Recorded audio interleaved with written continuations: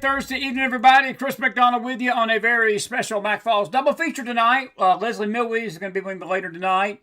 But I have got the man, the legend, and the former financial advisor of Bernie Madoff, and you see what that got Bernie Madoff. Tony Branco, comically incorrect. That brought a smile to his face. That well, I had to up you a little bit because you did the dumb foolery thing. So I had to make you some kind of intro, Branco. I'm still waiting for my 2026 version of the Mac Man here. It's good to see you tonight. It's been a while. It's moving up on the file. It's starting to move up. I've got a stack about this big. This You're big? about right here. So Yeah, I figured. I'll try to slide it up. Yeah, I'm like that with a lot of things. People's totem poles. So that's about where I usually am anyway. So that's good. But hey, it's good to see you tonight. It's been a while, and we got so Same much here, to talk man. about. And comicallyincorrect.com, folks, is his website, and we've become best friend. I tell you, you're a dear friend. I hope we get to meet in person one day. Hot that'd be nice. dogs on me down south. Now, I don't know what Okay. you folks serve in the Pacific Northwest, but whatever it is, I'll let you buy it As for long me. as I bring my own condiments. Yes, as long Right. as you bring your own condiments, because they don't serve you any in the restaurants. We have to beg for those, don't we? I will tell you that I got to say this about the restaurants.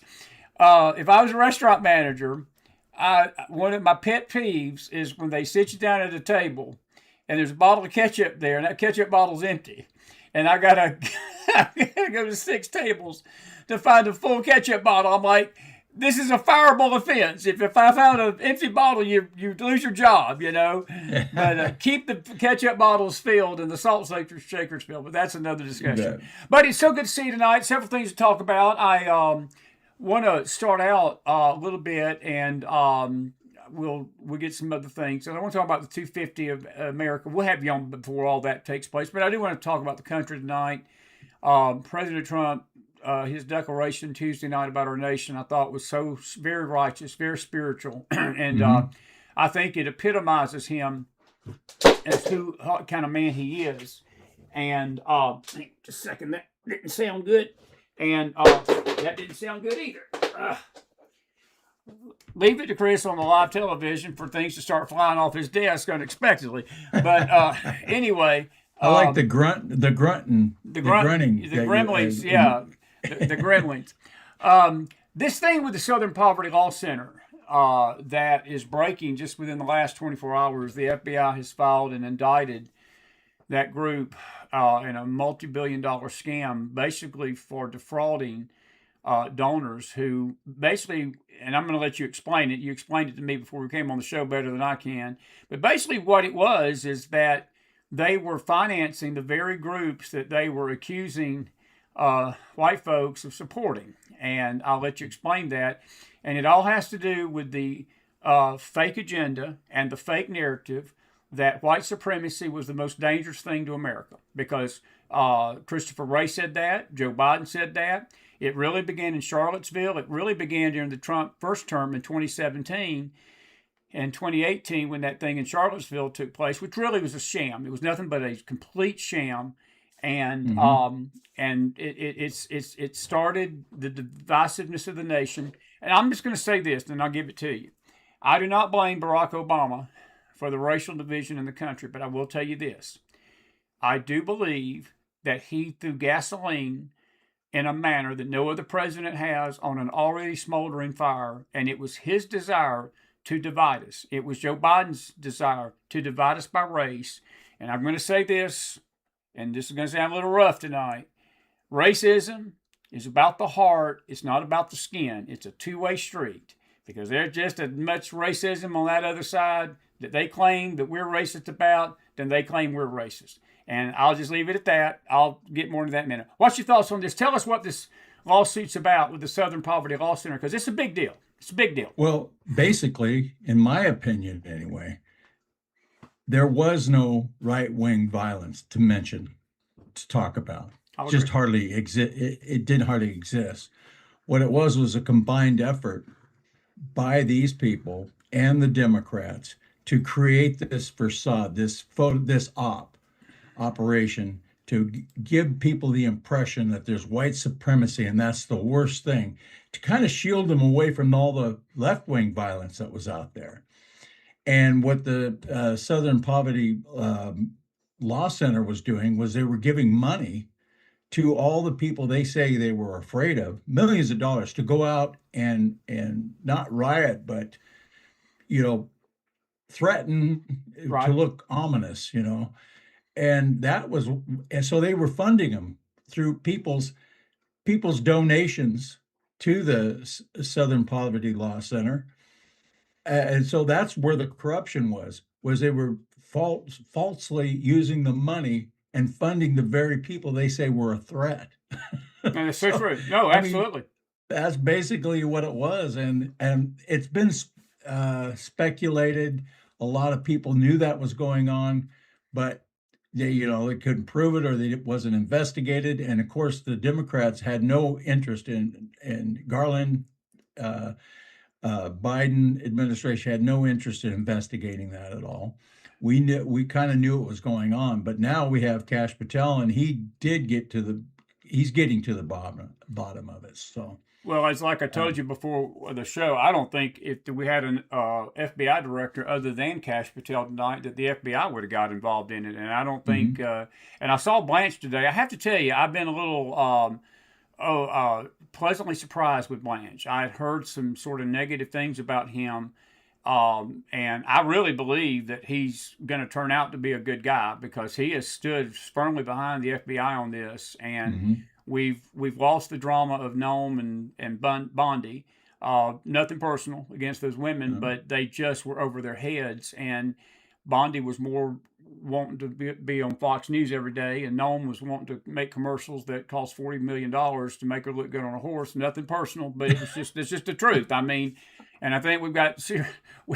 I'm gonna get myself. That's a lot of money. You're gonna have a cartoon of me with tomatoes and garlic and things on my face, with people throwing them at my camera. But no, but seriously, I mean, the adults are in the house now, and both McMullen and Blanche have sort of restored some stability to those two offices, and I'm glad. I'm glad to see it. But no, he stayed. I listened to the press conference today, and I tell you what, he put the press in its place, because they are asking him, said, well, how do you know these accusations to be true? And he said, well, because they were indicted and the indictment says they're true. So it is true. It's exactly what they did.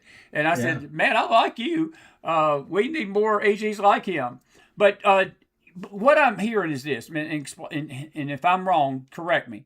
So what the Southern Poverty Law Center was doing, basically, for our audience tonight, they were going out, and I heard all this, and we've heard all this, that, I remember that famous congressional hearing with Ray, and it started again right after Charlottesville, and it really took wings during the Biden years. But right after Charlottesville, the number one threat was the KKK and white supremacist groups. So the Southern Poverty Law Center was driving that. But what they were doing, they were secretly funding these KKK white supremacy groups to be the bad guy. And I heard the Proud Boys names mentioned tonight in all this. It's very possible that they, were being given money underneath to foment all this stuff. And I think you said it beautifully. I do not believe, Tony, there has been any right-wing violence in this country. Do we have a bigot or two out there? Do we have a nutcase out there? Yeah, we do. But I tell you what, this conspiracy that we've got a systemic racism. You heard that term a lot from Hillary Clinton. This country is systemically racist. And that's what we heard all the time for many years, going back to 2014 after the George Floyd, the Ferguson, Missouri, after all this thing. The left just burned that bridge down, and they said we're just systemically racist on the right. That's a false lie. That is a false lie. Go ahead. Right. Go ahead. Well, there was none. So they had to create some to fill the narrative. And of course, the media just follows right along behind like a bunch of puppy dogs to help them with the narrative. But the number one threat, as far as white people go, as far as racism go, it was all a facade. And the Southern Poverty Law Center tried to facilitate that facade. They have to go way back to the Oklahoma City bombing. Remember that? Yes. I saw that they were going way back to try to tell you how bad things were as far as the white supremacy goes. There was a bombing in Oklahoma. Well, that's true. But 30 how years many ago. years ago was that? That was 30. like 30 years ago.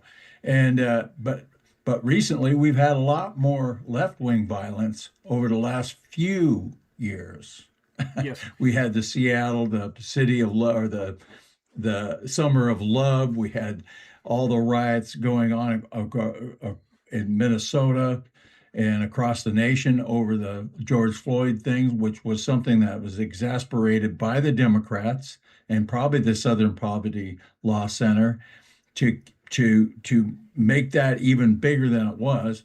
And so I kept saying to myself while this was going on, where's the white racist supremacist violence? I don't see it, I don't but need. Biden I don't kept need. talking about it. He said the biggest threat to the United States I is know. white supremacy. And I wasn't seeing it, nobody was seeing it. But the media was pretending like it was happening. And that's where we are. What is your opinion of what I said a while ago? Again, I don't blame Obama for this, but he's got his hand stuck right in the middle of this. And I think even now, he is trying to stir up a lot of dissent in this country, and he is still trying to influence our political discourse. And look, Mhm. I may not like George Bush Jr., but to his credit, George Bush Jr. is not out there on talk shows and X accounts pushing a hate Trump narrative. He may hate Trump's guts, and I know his family does. I'm sure Jeb does. But at least Bush is shutting his mouth. And I'm going to even say this about Bill Clinton. Bill Clinton gets interviewed from time to time, but Bill Clinton's not out there campaigning all over the country. His wife No. is, but Bill Clinton keeps his mouth shut out of respect for the office, out of respect for the presidency. Joe Biden still don't know what day it is. And when he gets up, he still can't remember if he was even president himself. So I'm not going to say anything about Joe. But you know, Obama's the only one that keeps stirring this stuff up. And look, I'm going to say this very gently tonight.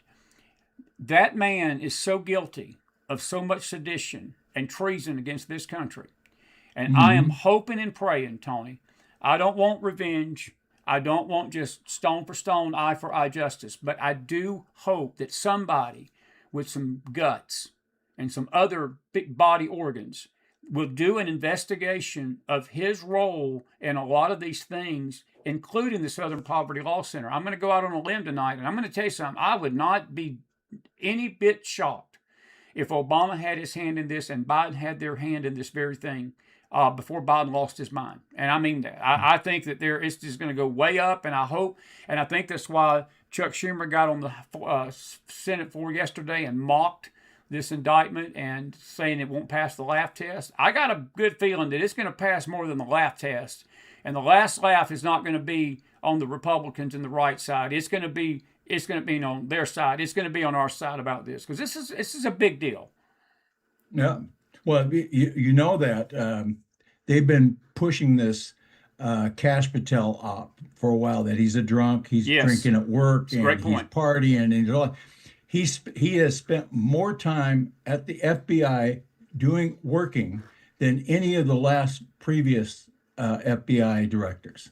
That's a fact. And he swore, he's right there in front of the camera. He says, I do not drink on the job. I've never drank on the job. I had a beer with some hockey players, and they're trying to turn that into something. The reason they're doing that is because of this Southern Poverty Law Center. They're trying to, and that's what Schumer's doing. Now, as far as Obama goes, here's the thing: they have no agenda. They have nothing. It's very true. They're on the 20 side of every 80-20 issue.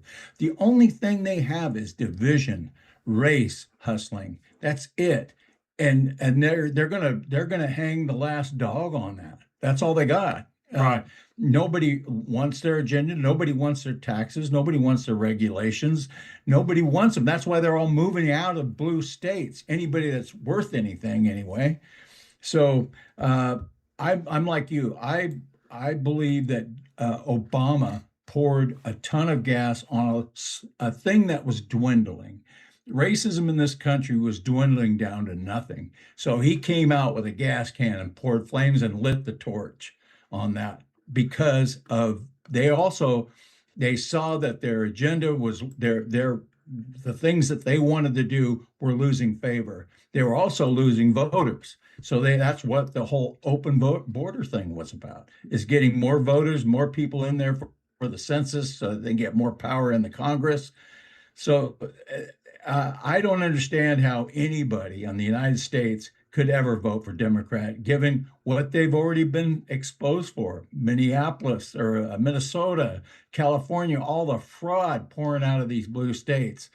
I'm baffled. It is the biggest scam party in the universe. I saw Jesse Waters tonight, and he gave the list just like you did. We have found out that COVID fraud was going on. COVID was a fraud. Minneapolis, billions of dollars in daycares where there's no kids. There was really, I'm going to say this, I'm not going to go out and say there wasn't a virus, but the attempt to control the country and the attempt to to weaponize the virus to defeat a political candidate, I've never seen a group of you-know-whats. That just takes a low-life scumbag and a scumbag party to do that, to weaponize that virus like they did. People were literally dying, and they were using it for political means. They used Charlottesville to weaponize things against Trump. They used clerical errors. Look, Trump got indicted 4 times, Tony, for bookkeeping errors. And you got complete fraud in Minnesota. Why is Tim Walz not behind bars tonight? Why is Gavin Newsom not behind bars tonight? Your cartoons website, we're going to show it for you in a minute. The Californian elites are so scared of Nick Shirley. All he's out there trying to do is get to the bottom of things, just like he got to the bottom in Minnesota. They don't want him to do that. A scam. Every time you turn around and we see a big scam in this country, it's got the Democrat signature on it. And the illegal immigration scam. They're pouring money, millions of dollars into these lobbyists. The lobbyists are pouring millions of dollars to keep these borders open. So, and we're going to play a thing NGOs. from NGOs. Greg Gutfeld said tonight, he said, if you don't have homeless people, then they're not going to get homeless money. If you don't have a racism problem, they're not going to get racism money. If they don't have a fraud problem, they're not going to get fraud money. They've got to genuine and generate some kind of scam and a fear and a fraud that they claim that the country's involved in when they're doing it. It's exactly what the Southern Poverty Law Center did. And I think people are catching on to this, and I pray and hope, I really pray and hope that we catch on in time for the midterms and people will get so mad that we're going to flood these polls. But let's look at Trump.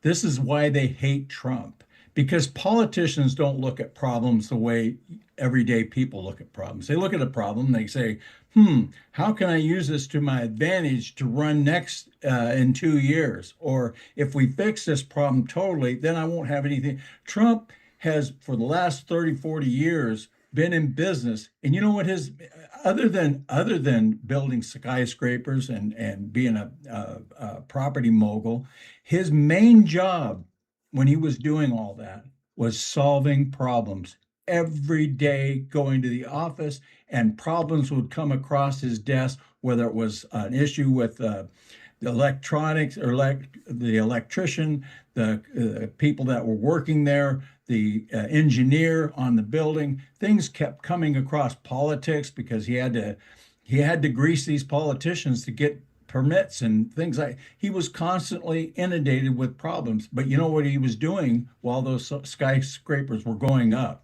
is he was solving problems. You take that mentality and you go into politics, or you go to the White House. What is your mentality when you get behind that desk? Solving problems. That's not what a politician wants to do.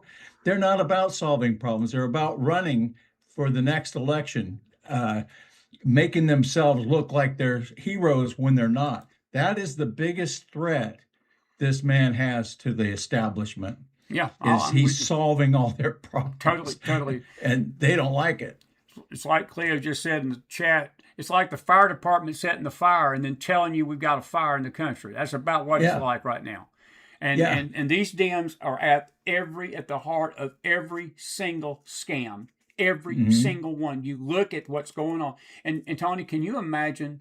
I believe if we was to have not lost the money to fraud that we have in this country, I firmly believe that our economy would be percolating tonight, and our economy, we would have almost enough money to pay down that national debt and get our debt paid. But because all of this money has been flowing out like a river with fraud, they've tried to bankrupt the country, and it's pushing us to communism. It's pushing us to this idea, this Exactly. socialist That's idea. by design. That's by That's design. exactly by design. Every bit of it's by design.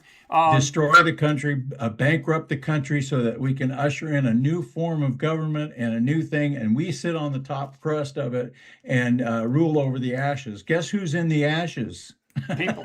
We the people are. We the people will be in the are. ashes. They sit above it on their throne and dictate how many crumbs you get, and so that's basically, you're right. You're right about that. Want to change course on you a little bit. We'll monitor that. I'm glad Patel is setting fire to it. I am. I really am. I'm glad that he's exposing it, and I'm glad he's not just getting in front of a camera and railing about it. But Cash indicted him, and I am super proud that Todd Blanche went along with it, and I'm glad that we finally, as I said, they're not going to get away with this now. And Schumer said that there's no way the feds are going to follow this through. Don't hold your breath, Chuck. Chucky Schmucky, as we had a nickname for Chucky years ago when we first started the show, Chucky the Schmucky. And I like these people that keep saying that. Oh, there's nothing happening. Yeah, nothing happened here. Nothing happened here. Yeah. All this. I see a lot of things happening. We're not like the Democrats.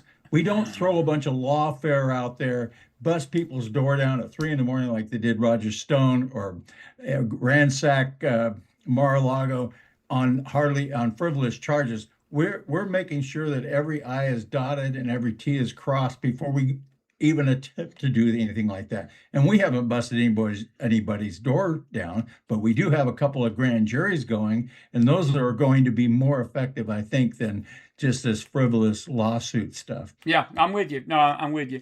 I don't want to even dignify our program with the Eric Swalwell stuff, but I do want to ask you a question about what happened with him. We're going to have Lori Mills on this week, or next week. It will be next week now. Lori was running for state senate out there at the state house in California, so she's pretty versed in California politics, and she agreed with me that Swalwell was offered up as a sacrifice because those Dems, they knew that they were about to lose California in the governor's house. You think about the scope of that. You've got the Dems on the federal level scared to death that Trump is unmasking their fraud. But can you imagine getting somebody like a Steve Hilton in the Florida's governor's house, and when the scab is pulled off of the Florida stuff that's going, the California stuff that's going on, what it's going to be. And Tony, I'm going to say this: if you can get a governor in there that can get rid of this voter fraud, and I'm praying these Republicans will get some testicular fortitude, pass this Save America Act, make these people show an ID at the poll. I'm telling you, I believe that we're going to see a fundamental shift in the voting of this country. I'm telling you, these blue states are going to go red. You cannot tell me that these states are consistently blue every election cycle without any threat to their base. I know that there are some blue pockets in our country, but I am being told over and over and over again every time I talk to people in California, New York, maybe not Minnesota, but California and New York, and even Virginia. The only area of Virginia that is blue, and it's my neighbor to the northeast, is Washington, D.C., Alexandria, right outside the D.C. Beltway. Right. That's the only place. Yeah, and you can't tell me. And that's why Spangenberger did this junk that she did the other night, because they literally gerrymandered that to where Alexandria and that northern part of Virginia is going to tell the whole state that's red what to do. And that's not legally and constitutionally right. But I'm hoping that the California people will rise up and not let the Democrats steal this election and put Steve Hilton in that governor's house and let the chips fall where they may, including Gavin Newsom. Yeah. Well, here's what a lot of people are saying, though, that if he becomes governor, he still has to deal with all the Democrats in Sacramento, because it's majority Democrats. But here's what my thought is: if he gets in there, Hilton gets in there, he will open up the doors for federal Yes, he investigation. will. He will do all kinds of things to expose the fraud, especially with that high-speed rail thing. That is the biggest fraud thing I've ever seen. People have been making Pelosi.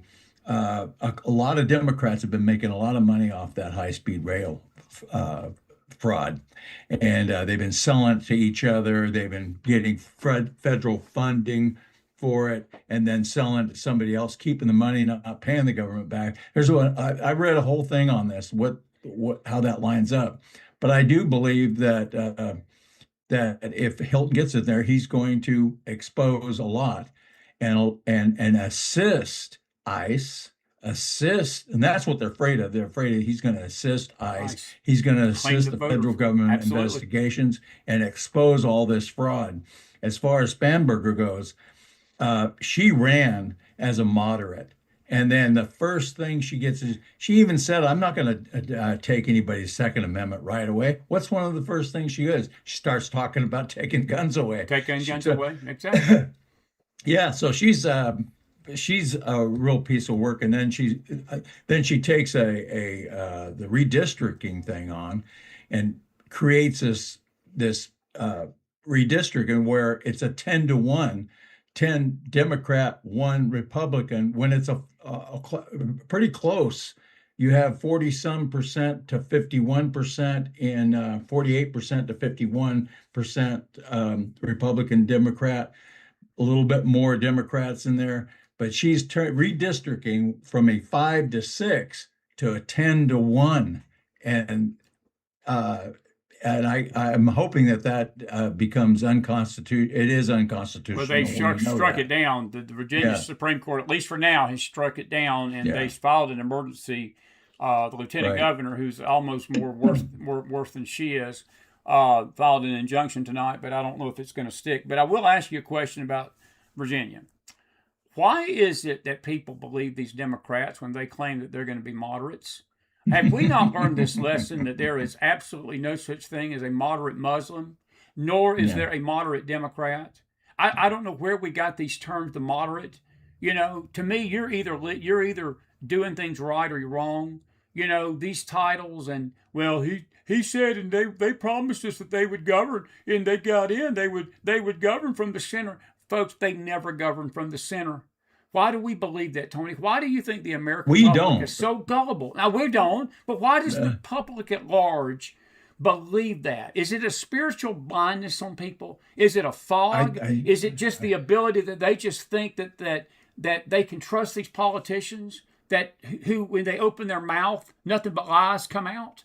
They want to believe whatever they're saying, but the independents are a very wishy-washy group of people, and a lot of those people are just people that go to work every day. They don't pay much attention to the politics, and then a couple of weeks before the election, they'll look at some news and say, "Oh yeah, okay, that sounds reasonable," and they'll vote that way. But we all know the Democrat Party is no longer the Democrat Party as of old. Maybe Democrats in the 70s and 60s. But today, they are the Communist Party. The communists don't even run candidates anymore. They don't need to because, true. I mean, No, that's the they are truth, the man. Communist Party. And the Democrats, you look at Bernie Sanders, you look at all the communists in the Congress and in the Senate, they're running as Democrats because they've got enough people fooled into thinking that they have their best interests at heart. Plus, you consider all the brainwashing and the re-education of kids in school growing up, how they've been, when I went to school, things were completely different. We learned civics. We learned the difference we learned about communism, what it meant. We did. And today, they're told to ignore what's happening in Cuba, what happened during the Soviet Union, what they're doing in China, what they're doing in North Korea. This is what the Democrats want for themselves, not the people. They want a communist state. that they can rule over, and people are very malleable to where they do exactly what they said. And then COVID showed exactly the tyranny that they wanted to put on people. They used COVID as a way to control people and do exactly what their agenda's always been about.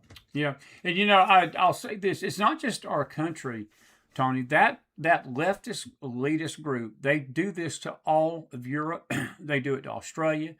They do it to Asia. This is a international problem. It's not just an American problem. But the thing about America that makes us a little different, we're getting ready to celebrate 250 years of freedom. And we have withstood the winds of this for a long time.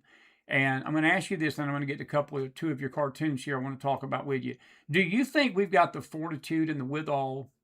And look, I don't expect me and you to be around the next 250 unless we have some kind of magical get young serum and Tony Branco and Chris McDonald. There's rumors me and you are already 250 years old, Branco. We look that old. I've been rumored that I was around when Abraham Lincoln was, giving the civil address to the Civil War. But we're not going to be here for the next 250 years, me and you. And I don't know if our country will be. Look, I'm not sure our country is going to survive 10 years of what's going on with it right now if we don't turn around.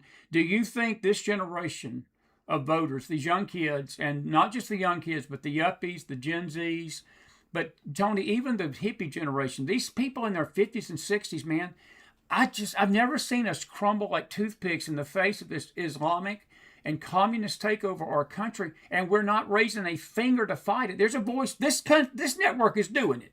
We're on this every night, screaming and yelling, acting the fool, and me having to go apologize to my wife for the way I act on my show at night after I'm done, because I get fired up. I do. It makes me mad, fighting mad, and you fight with these cartoons that our country is not standing up to this crap. Not even our own GOP. GOP's not standing up to it. They're just like they're playing the gentleman's game, and they think it's just the normal everyday thing. But we have to realize that the communists and Democrats, the communist Democrats, because they're all communists now. You have Fetterman is the only one that seems to be normal. The only one. And you have them both using each other as a tool to destroy the United States, thinking that, well, okay, if we get Islam to help us destroy the country, then we'll take over Islam. Or Islam's thinking the same thing. If we get them to destroy the United States, we'll take over the communists, and then we'll figure it out then. And what we're headed for is a very balkanized disaster, and people aren't educated enough. I'm talking about the rogue and uninformed voter. I'll agree. Aren't educated enough to see it. They're easily, I don't know, fooled by ops. Like half the country believes that Cash is a drunk. Why? Not half the country, but a lot of people believe he's a drunk. They believe anything the media says to him. They believe anything out there. They see. They don't research it. They don't try to figure it out. They don't get facts, and they go with it, and then they share it, and then it's just like just a trickle in a pond of scum, and it just continues until people are slandered, their reputations are destroyed, and then people go to the poll and they vote with a mindset that has been given to them by these. It's almost like the fraudsters.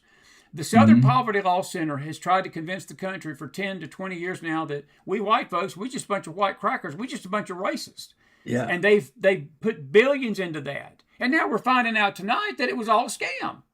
Oh, really? They didn't really mean that? You mean the whites are not racist? No, we're not. Well, even their own attorneys are pleading the fifth. Pleading the fifth. And on this level, let me ask you this. I got a cartoon up, and I thought it was well done, like you always do. The Pope is embracing the jihadi with the knife, and he come out this week, and he said, we should be less fearful of Islam. And the imam is hugging him like that's his brother. But what does he have in his hand? He's got a dagger that he's likely would kill the Pope if he could. Yeah, I just don't know how the Pope can be that ignorant. I get peace, and we're all for peace. But throughout history, if you want to be destroyed, just that alone isn't going to work. You have to stand up. And is two swords of Christ, and both swords have to be used. And I don't understand. Historically, we can look at Egypt, Syria, Lebanon, Turkey, all of North Africa, all used to be Christian, some of it Jewish, and it's all Arabic, it's all Islam now. So, and they're encroaching, and we have this tiny little sliver, Israel, and everybody's upset at Israel. The amount of money that pours into Washington, D.C., lobbyist group is mostly Arabic, mostly Islam money. And they're worried about the Jewish community or Israel taking over Washington and ruling Trump and all that. And it's not as much as the other goes. So I don't know. I think I kind of lost my train of thought. No, we're talking about the Pope, and you're right. You're square on. You're square on. I mean, but why does he had sort of been quiet, and on this note, I'm going to ask you about Meloni in Italy because I want to get your opinion about her because there's been a fundamental shift in Europe in the last 3-4 days. Things have changed on the ground in Europe with her betrayal of Trump and her betrayal of our nation. And, she was one of Trump's staunchest supporters. Trump criticized the Pope. And look, I've told people this. Trump is not going to sit back and take stuff like other people do. It's just his personality. You like it, you hate it, you don't like it. You think he should be quiet. Well, you can think he can be quiet all he wants to. He's not going to be quiet. No. If you want to get offended at that, get offended at that. We Southerners, we don't get offended at it because we just like him. Because sometimes I say things on this program that I probably would be better off to reword a little differently, but sometimes Chris just lets it all hang out. And I don't care. I mean, people, it's my opinion. It's the McFiles. It ain't the them files, the you files, or the blue files, or whatever files, or red files. It's my opinion. This is an opinion show. And Trump's he's entitled to his opinion. And look, he felt like the Pope was meddling in the Iran situation. And this really where all this came from is because the Pope was out there claiming that we were attacking Boy Scouts. We were killing a bunch of Mr. Rogers people. That Barney, we were killing Barney, and Trump didn't like it. And then Meloni got offended, and now Meloni's saying, "Hey, I believe in open borders. I believe the U.S. needs to get out of Iran," and just turned complete globalist. Yeah, she's running for an election too, and she's afraid that she's going to lose the election if she doesn't.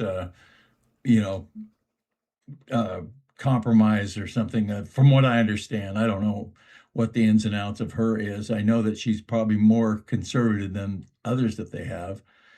But Trump is going to be Trump, and we like I go back to what he's used to doing. He's used to solving problems. He's used to being himself. He isn't a polished.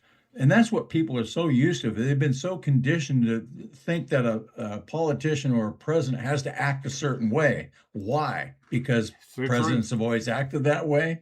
No, he's not interested in that. He's interested in getting things done. So let me interrupt you 1 second. I want you to keep going on that.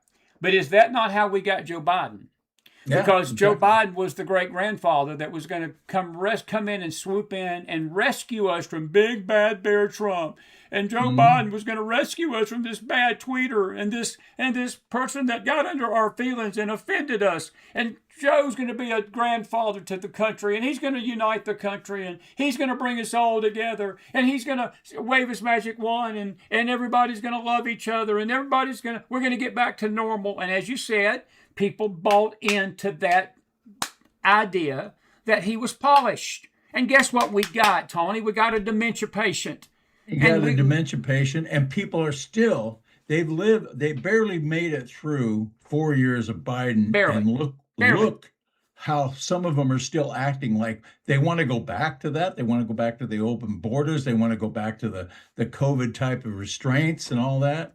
But Trump is it kind of reminds me of how many times have you heard of somebody saving somebody's life and then getting sued for it? All the time. Ain't that crazy? Yeah, I've seen those things happen. But that's the mentality we're dealing with here. Absolutely. So it's absolutely. You can go through everything he's done. The borders, drugs, crime is way, everything's down. Murders rates down, carjackings are way down. I mean, they're way down. They're not just like a little percentage. They're way down. And what is their answer? We want to go back to the Biden days. You know, and that I attribute that to the mainstream media. The mainstream media doesn't like to talk about all the positive things that has happened during Trump's administration, and we got to fight it. Shows like yours and things that we do. Just my only concern is that we're running out of runway, and I'm glad you brought the midterms up. And by the way, folks, we've not even talked to our audience tonight yet. If you got a question for Tony, we've had such a good, just little chin wag chit chat session here. I forgot everybody was listening to us tonight. But if you've got, no, I didn't forget you. That's just a joke. But if you do have a question for Mr. Tony Branco, the best cartoonist in the world, not just America, but the world, put some questions in there for him, and I'll take your questions. And we'll ask him. Now, he can't solve the Lindbergh baby question, and he can't tell you why a black cow gets white milk or anything like that. And he cannot tell you if JFK's alive or not. So don't be. And Elvis is alive. I can try, though. He can try, but we're not going to answer. I give him my best shot. Give you your best shot. But speaking of, and I lost my train of thought. What you had said something, and I was going to ask you. I will ask you about this above you, about Trump. There was a Newsweek article this week that claimed that a majority of Americans want Trump impeached. And they want Trump impeached. I know what it was. You're talking about the runway. Do you think, I think you're bringing a great point up, because this goes to the Iran war. Everything has been jolted, stopped. Every effort to get this economy back just came to a halt in February and March when we did what we did in Iran. And I'll go on record and saying tonight, Tony, I'm fully behind President Trump in confronting this evil empire. This should have been done 47 years ago whenever they came on the scene. And no presidents had the guts or the courage to confront this evil empire. Trump is. And this is why we love him. But I'm with you. And if we out here in the public do not get very serious about voting come November about these midterms, what you see in that cartoon right there, they're not just going to seek impeachment, but they're going to impeach him, and they're going to try to put him in jail, and they're going to try to put his whole cabinet in jail. Absolutely. Absolutely. It's funny. Most Americans didn't want to go to war until Pearl Harbor happened. And then everybody wanted to go to war. That's so true. But why does it take 3,000 people in Pearl Harbor to be murdered, killed by a sneak attack to get everybody on board? I hope it doesn't take a nuclear cloud, a nuclear explosion in one of our major cities to wake people up. That's what I'm hoping. Trump sees that. He sees that. And he wants to prevent that from happening. But you have too many people that are the political mouthpieces out there saying, "Well, he's not sure they had a nuclear weapon. He's not. He's just following what the Israel wants him to do. He's a puppet." But no, every president, everybody has said up until Trump that they were on the verge of getting a nuclear weapon. And what Trump is saying is, I don't want them to have a nuclear weapon. I don't want to find out with a nuclear explosion in LA or New York or somewhere to wake people up so I have a reason to do it. I'm going to try to preempt that. See, he's a pragmatist. He's looking at things logically, whereas in politics, a lot of times people aren't looking at things that way. That's my take on it. No, I think it's a great take, and I think you're right. And, look, I was a 8th grader when the hostages were taken, but I was a sophomore, and that shows you how long a time that those hostages stayed. We had actually gotten out. I was going into the 9th grade when the hostages were taken, and then in January of '81, we sat in my U.S. history class as a sophomore in Bainbridge, Georgia, watching those hostages come home. And, we had a guest on here my dear buddy James Akers, and he made a great point one night. Even Reagan, Tony, as wonderful a president as I believe Reagan wasn't perfect by no means, but Reagan was one of those no nonsense kind of guys, and he saw the evil of the communist reign. He saw the evil of communism, but he was scared, evidently, to deal with Iran, and he thought Iraq would do his bidding for him, and that's when the Iraq-Iran war, Reagan backed off, and we should have retaliated against that regime then. I wonder where we would be right now, and I'm not blaming Reagan for this. It's just a thought. This is one of those just food for discussions between me and you and the world tonight. But I do wonder sometimes if Reagan would have had a strong response militarily against that regime then, taken these ayatollahs out, taken these mullahs out then, where we would be tonight. Because you've had Clinton, Bush Sr., Bush Jr., Obama, Biden, and even Trump in his first term. Of course, Trump was sort of strapped in his first term. He had a bunch of rhino traitors, betrayers, and everything he had to deal with. But I'm going to tell you something right now. We have let 47 years go of this empire building up to the place it's at right now. They have thumbed their nose at every attempt to keep them from these bombs. My God, we had a president give them $150 billion cash on a tarmac and expected them to play nice. I mean, how stupid do you have to be? And of course, the word stupid and Obama, it's sort of an oxymoron. It sort of goes hand in hand. But the fact of the matter is, he's the only president that's had the moral and the ethical courage to stand up to him. And that alone has my 1,000,000% support. And I have no problem with the fact that there's going to be some sacrifices that we just need to suck it up in this country and stop acting like a bunch of petulant children. If I can be a little McDonald-like tonight on this show, I am so frustrated sometimes. I get frustrated at a lot of things, but one of the most idiotic attitudes that get me fired up the most is the petulant entitlement, this childlike attitude of our citizens that we can't see evil in the place that if we don't confront this evil now, your grandkids and my grandkids are going to have to face it later.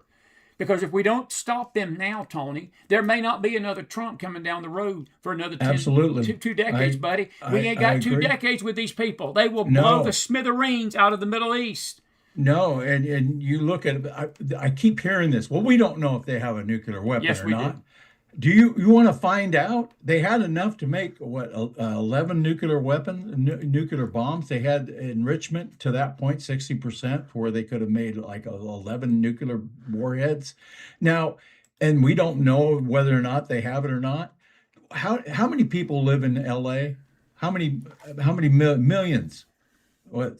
2 or 3 million people live in LA. I don't know exactly, but if a nuclear warhead goes off in LA or New York, what are people going to say? You know what they're going to say? Why didn't Trump do something? That's exactly what they're going to say. Hey, that's what they said today, Tony. They're even. I told my audience they do this. The left's doing that already. The ceasefire. You think the left is out there rejoicing that we're not bombing people to death and we're not destroying Iran's? No, they call them a taco. People. And now they're saying, "Oh, Trump backed down. Iran." You've got the media in this country. You've got left-wing politicians and right-wing politicians that hate Trump rooting for Iran. They're rooting for our enemy. Yes. And buddy, that's a good cartoon. And Carol Smith asked you, by the way, that airport, your runway statement needs to be put in a cartoon, and I'll agree with that. It'd probably be a cool cartoon. You just inspired yourself tonight. But seriously, have to work on that. Isn't it frustrating to you though about that we've got people in this country that hate Trump so bad, and who was it? Trace Gallagher asked a person involved with this situation, a military kind of person, last night. And he asked the best question he asked, was this a fundamental problem with America's character, or was it just hate Trump syndrome? Was it TDS? And the person said it's a combination of everything. But if Trump was not doing this, he feels like that they would react the same. Because, Tony, there is a fundamental problem with our country tonight, and this is what scares me as we go into this this next 250 years, my friend, we cannot survive a nation where the people within it are rooting for our destruction. We can't survive that, buddy. Absolutely. And I think you hit on something there. And Trump has gotten to the mindset in his cabinet that it doesn't matter what he does. If he does this, they're going to hate it. If he does the opposite of that, they're going to hate it. If he does something in the middle, they're going to hate it. So what he's doing is he tones it out and just does what he thinks he should do, which is why I commend him so much for how he's handling it all. He just ignores it, and he calls them out. He has advocates that call out the mainstream media and the left, and like I said, running out of runway. If they get back in power, even if they take the House and we still have the Senate, they're not going to do one thing that helps the American people. No, not one thing. Not one. They won't. It's all going to be investigations and impeaching Trump. They'll find a reason. Look at the frivolous reasons they found to impeach him last time. They're going to find frivolous reasons, whether it's the Iran war, it doesn't matter. And it's all going to be 2 years of this. So people, even if you are a Democrat voter, if you want to vote for 2 years of just them going after Trump, which doesn't mean a lot because it's just going to get killed in the Senate anyway. So there's going to be 2 years of nothing. Yeah. No advancement for you, no help for to move the country forward whatsoever, just impeachments. Got to ask you a question. We got about 5 or 10 minutes here. God, this hour is going by so quick. It always does with you, buddy. You're so good, and we appreciate you coming on tonight. Oh, thank you. We need to get you on more often. But you're a cartoonist. Speaking of triggers, we had a lot of people on the right that got real upset with the picture that Trump shared out. In some people's minds, they thought that he was literally painting himself as Jesus. And you're a cartoonist, and you've seen these things. You do them for a living. Yeah. Did you ever, in any part of Tony Branco's psyche, look at that picture and think that's what he was portraying? I didn't. But I'm curious, from your angle, you're a professional at this. Did you see Jesus in that? I saw a doctor. I did not see Jesus. If they wanted him to be Jesus, they would have put maybe they would have put him with longer hair and a beard. Thank you. And Thank you. A halo. Yes. And they would have. But what it is, again, we go back to the TDS thing. If you want to look at that and pull Jesus out of it to where you can get Trump on something, everything he does, everything, and he didn't create the picture. He just shared it. But how many multiple pictures of Obama? Half the Democrats across the country probably have a picture of Obama up as the Messiah in their office or in their living room.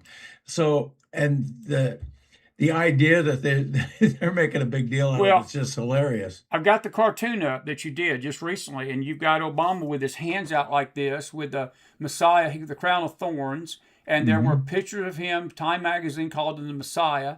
I remember Jamie Foxx on one of the award shows. He got up one night in the middle of Obama's term, and he said, "I just want to thank my Lord and Savior, Barack Obama, for me being here tonight." And I didn't see anybody going crazy about that, and people boycotting the Oscars or boycotting that. I didn't see many people, Christians on the right, saying anything about it. This picture's posted. I'm telling you, I saw Christian believers get more triggered at that picture than they do about the condition of our country. Yeah, that is a spiritual problem, buddy. Because they were geared to think of that picture of Trump that way. And because they were the media and everybody said, "Oh, he's trying to be Jesus." No, not at all. But again, isn't it comical to you, since you are comically incorrect? Isn't it comically that all these pagans and heathens, they find Jesus whenever Trump does something like that? All of a sudden, they're worried about Jesus. Yeah. They're worried about faith. They're worried about Christianity. It's just amazing. It's a miracle, Ethel. They have found the Lord. Praise the Lord. They found Jesus. Yeah. And I'm not being sacrilegious tonight. They were actually tonight. booing God in one of their... Thank you. They were booing God in one of their what do you call it, conventions. I mean, publicly booing him when they brought up the idea of not having God in their convention. They were actually booing him, and then all of a sudden they were outraged over a picture that somebody else did that he just posted. Didn't realize it was about Jesus. It was about healing the nation. It was about healing the And nation. Yes. And then of course the media makes such a big deal out of it. It brings it to the attention to some Christians, and it put the idea of Jesus in their head when they saw the picture. So And I again, could see. go ahead. No, I was just saying I could see where, if that's the case, uh, true. But they weren't offended by all the Democrats calling him Obama the Messiah. They weren't upset about that. So, Well, I'm glad and that's why I had you on tonight, because you're a cartoonist and you do cartoons just like that. And I'm glad to hear you say that you as a cartoonist that do this for a living, you've been doing it for many years now, that your initial reaction was not Jesus. Neither was mine. I looked at it and the thing to get upset about when the country's going through what it's going through and what we've just been through with Biden, you're upset about a picture that somebody else did that he reposted. It's just ridiculous. And now this cartoon that I did of Trump healing the nation. Those pictures in the back of Obama are actually pictures that I redrew to elaborate and contrast the difference there. You have Trump, who doesn't look like Jesus, and then you have Obama, where they were trying to make him look like Jesus. Absolutely, they did all the time. And I'll tell you what, we need to not forget. His pastor, Jeremiah Wright, and Flagel up in Chicago were rabid black liberation theology pastors that basically paint God as 20 black. years. 20 years in that church. And they said, GD America. This was the same pastor. They paint God as black, that it's all black, black, black, black, black. And I'm not saying that to be racial tonight, folks. It's go look up black liberation theology, maybe a good subject for a show one night. It is the most damnable spiritual theology you can ever have. And it literally, Tony, it really destroys every fundamental belief of Christianity that God is love, because it's a religion. It's almost as bad as Islam. When you get down to it, it's just racially based. It teaches people to hate whites. It teaches people that whites are evil. It teaches people that the blacks are entitled to everything, and they turn God into a black Christ. They turn Jesus into a black Jesus. And I'm not trying to, again, folks, please don't get out there and get your feathers wadded. Go look it up. It's out there. But that was Barack Obama's religion. That was his faith. And that's what he believed. And that's what the left believes tonight. But guess what? I think this lawsuit with the Southern Poverty Law Center may just bust that bubble. And I hope that they burn the whole thing down. I do. I hope that everything's exposed. And I'm going to predict this tonight. I got a feeling the reason the Dems are a little nervous tonight and coming out, and I think you hit it on the head. I mean, on the head. Raskin yesterday was calling for Kash Patel to come up and take sobriety test in front of the Congress and go under oath that whether he had been sober for the last 10 days. I'm telling you, man, as Miller says out there sometimes, you can't make this stuff up. No, you can't. This is the Dems for you. Raspin knows. He knows. Yes, he does. That he's not drinking on the job. He knows he's not a partying alcoholic. That's not why he's doing that. He's doing it to bring it out in the news, make it happen. You know? So this is so disingenuous, but that's who they are. I hate to laugh. It's not laughing matter, but I just, when I saw that yesterday, I said, man, we have reached the bottom of the barrel. I mean, the bottom of the barrel ain't even low enough. There's a quote that's attributed to General George Patton. I don't know if he actually said it, but he said, there's no lowest form on the earth of scum than politicians. And he said there's even no more lower scum than Democrats. And Democrats are even lower than that. Now, I don't know if George Patton actually said that, But I'll agree with him on the politician part because it's a yeah, right. Whether he said it or not, I agree with it. I'll agree with it. It's Republican Yeah. and Democrat. I'll agree with that. Yeah. But the Democrats just plain crazy now. I'm telling you. No, They're just plain crazy. Well, I thought we'd get some more questions for you tonight, but they let you off easy tonight. So, well, thank goodness. Thank goodness. We gave him a chance, though. We gave you a chance. Yeah. But I think Carol Smith's right. I think you should do something about that short runway. I think that'd be a good reminder of us. We do need to get out and vote. Hey, final question, and I'll let you wrap it up on this. You bet. What do you see in the midterms? Are you confident that Trump recovers by then? Do you think that people are seeing through all this baloney that the Dems are throwing at the wall, and that maybe the overall picture of the country, they're seeing what we would go back to if they give the Dems power? Most of us are seeing it, but here's the thing. I'm hoping that a lot of people vote with their pocketbook. And as long as if he can get the gas prices down and he can get Iran behind us and start addressing some of the, at least, perception is a big part of reality with voters. And as long as the Democrats can keep beating the drum that Trump's doing this and Trump's doing that, he's horrible, in spite of everything he's accomplished. If they can beat that drum into the heads of the American people, we're in trouble. If we can get Iran behind us, get the gas prices down in enough time, because you don't want, by August, people are starting to really get cemented in what they think. Yeah. And by the time the election rolls around, you want the economy to be booming. You want people's pocketbooks. You want people's perception to feel like we're ahead, and that America's really really prospering. If that doesn't happen, I'm worried. I'm gonna be honest with you. I'm going to keep you over for about 5 more minutes, if you don't mind. I want to ask you a couple quick questions about Candace Owens. I got the cartoon up. Did she say the moon landing was fake? I wouldn't doubt if she did. But what has happened to these people that, like Marjorie Taylor Greene, Tucker, her, Tony, that we all bought into the fact? I didn't buy into Candace. I was telling my audience from day one that I didn't trust her. People were wanting her to run with Trump. I had people out here literally in 2020, I think, 21, 22, 23, wanting her to run on Trump's ticket as the vice president. I said, no. I saw through this long before she sort of exposed herself. But what in the world has happened to them? But I want to make this into a positive. We've had a lot of things beyond President Trump to be proud of. This Artemis 2 moon landing, Tony, was a big deal to me. I thought our country should be proud of that. We should be proud, and I'm going to go out on this note tonight, and I'll let you wrap us up. We need to be proud that we've made 250 years of freedom.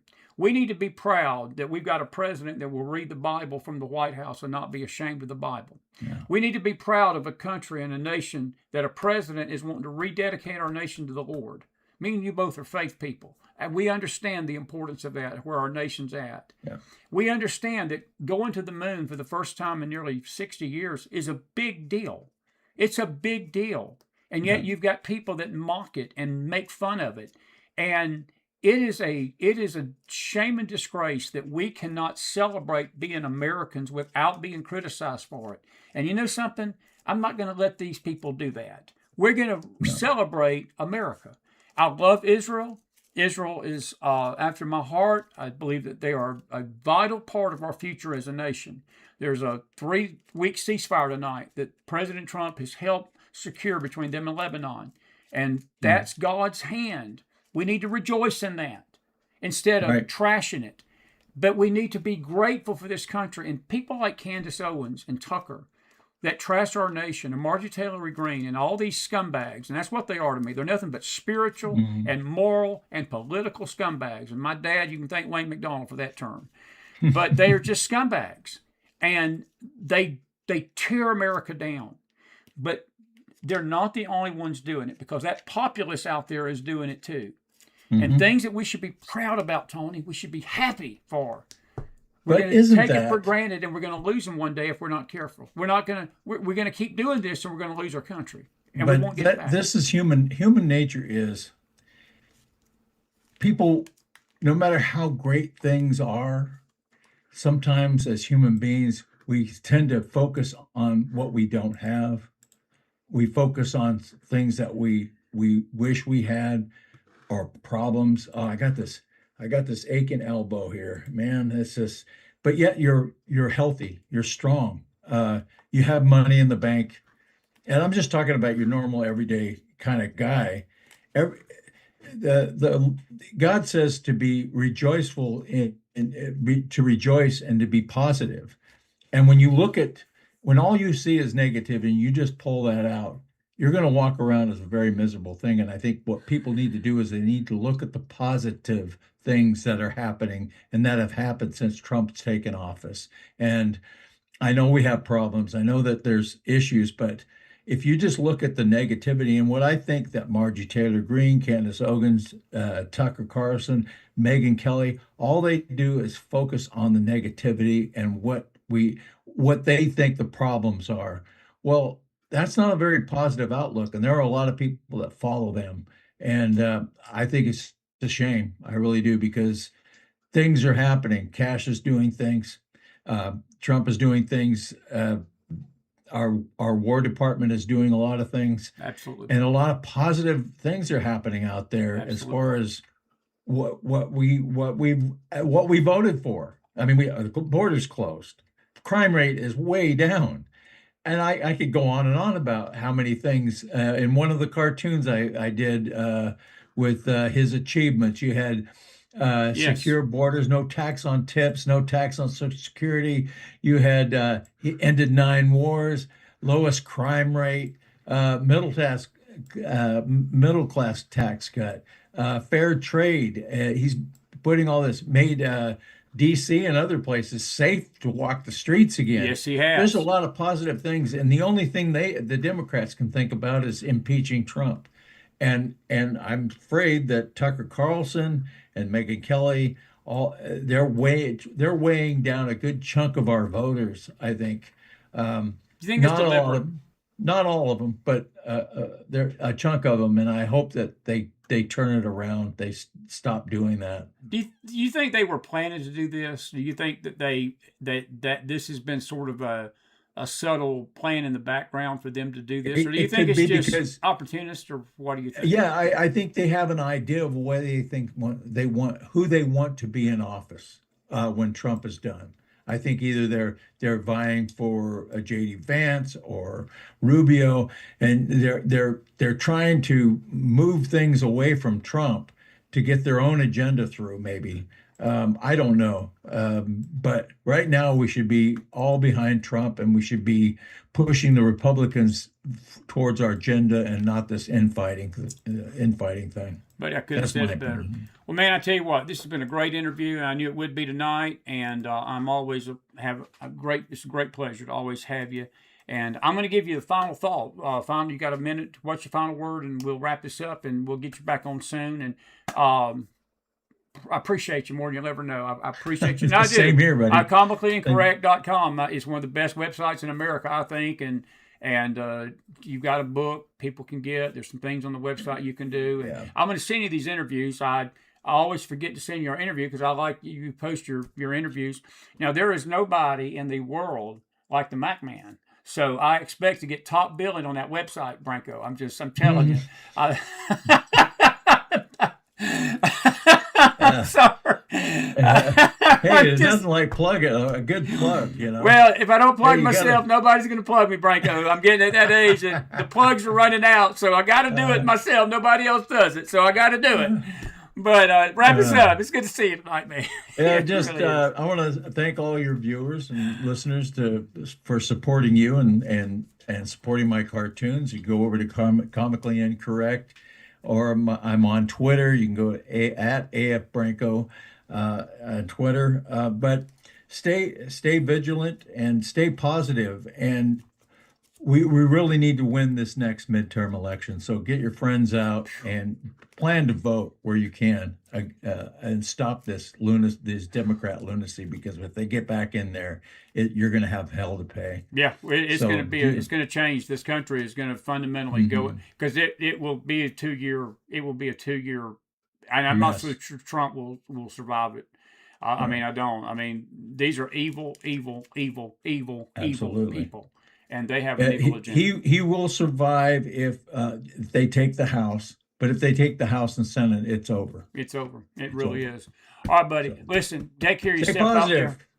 Have a good night. Take care of yourself. Now, listen, I need to come up on that totem pole at least a couple of notches I'm tonight. working on. I'm I trying to think get a down couple to of the notches bottom. tonight after this interview. I get a little boost in the polls, like the draft tonight. Listen, I appreciate you. I'm going to say goodnight to these people, and I'll be in touch with you. Have a good one, buddy. God bless. You bet. Thank Tony you. Branco, Thank everybody. you. Put some fire in that house for my dear friend. That is the best cartoonist, the best guy in the world right there.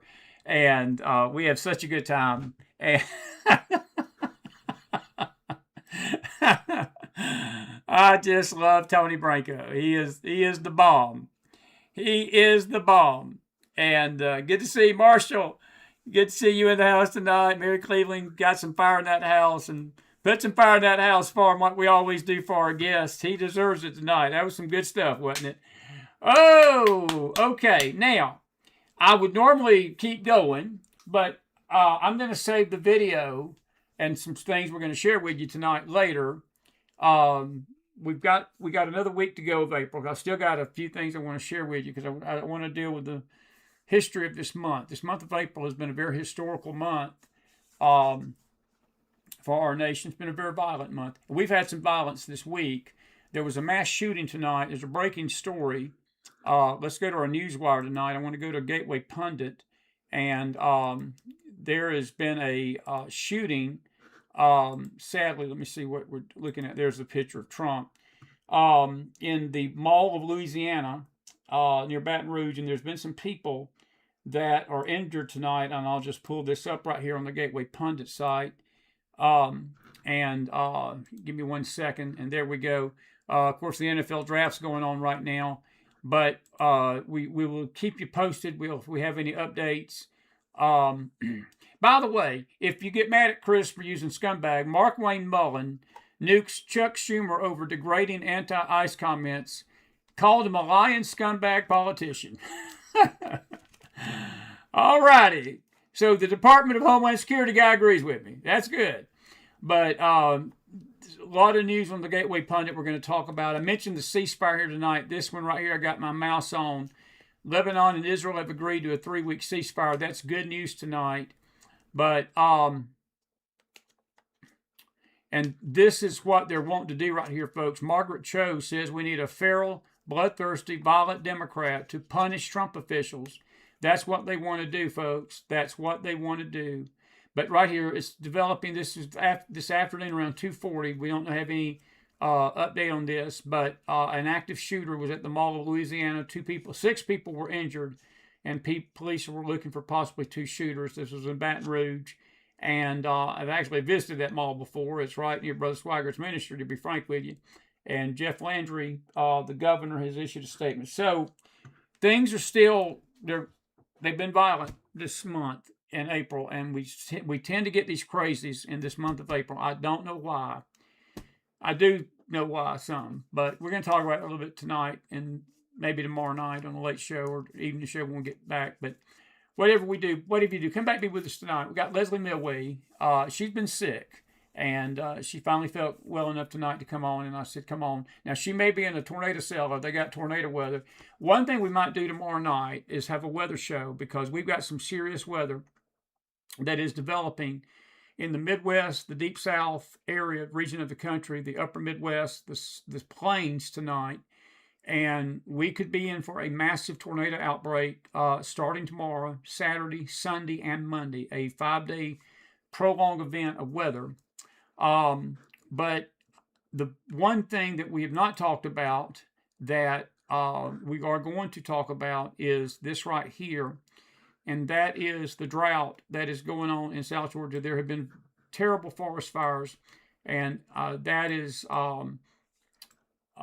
Mike Lindell from, not Mike Lindell, that's not Lindell, but that's one of the Weather Channel guys. And if you look at that area there at the very bottom of Georgia, where Tallahassee's at, that's near where my son lives. and they are absolutely in a devastating drought right now. And it just seems like every weather system lately is going around this area of the country. But this area is absolutely exceptional drought. Over 10 to 15 inches of rain down. They're down 10 to 15 inches of rain. Some of these areas have not had rain probably in 6 months. And there's forest fires breaking out over here in this part of the country tonight, very similar to the kind of fires that devastated California. And Brantley County, Georgia, Clinch County, Jacksonville area, this is where that area is right over here. They're having fire issues. And so we need to pray for those folks tonight.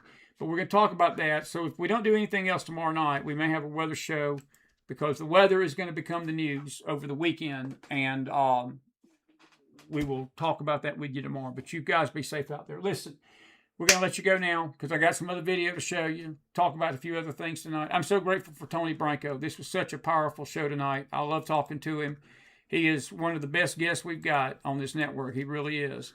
And I appreciate him. And I encourage you to visit his website at comicallyincorrect.com. And we will appreciate you doing that. God bless you. God bless your families. God bless this great nation of America. Our prayers for Southeast Georgia tonight and our prayers for you out there in this country and in this land. Just know we're here fighting for you. We're here fighting the good fight every night, whether it's by faith, whether it's in the news. We've given thought at times to not doing these new shows, and then I'll get an email from somebody and says, you're the one we turn to listen to the news. You give it from us from a Christian perspective, and we don't know what we do without the McFiles. So we keep trucking, and we're grateful that you're here every night with us. We don't take it for granted that you are. We're grateful every day that you show up and support the network and support our guests. And we love you. We really do. And we thank you for being with us on this Thursday night. We're not done yet. We got another show coming up with Leslie. We'll have the cowboy hat on for that one because it's late night, lights out, adults only. In other words, put the kids to bed because we're going to let it all hang out tonight on some things. And it's going to be good. It's going to be good. It's going to be good stuff tonight with our dear friend Leslie Millway. Until then, McDonald out. Have a good one, everybody. Join us back here in a little while. Probably around 10:30, 10:45. That's when we'll be back. Okay? God bless.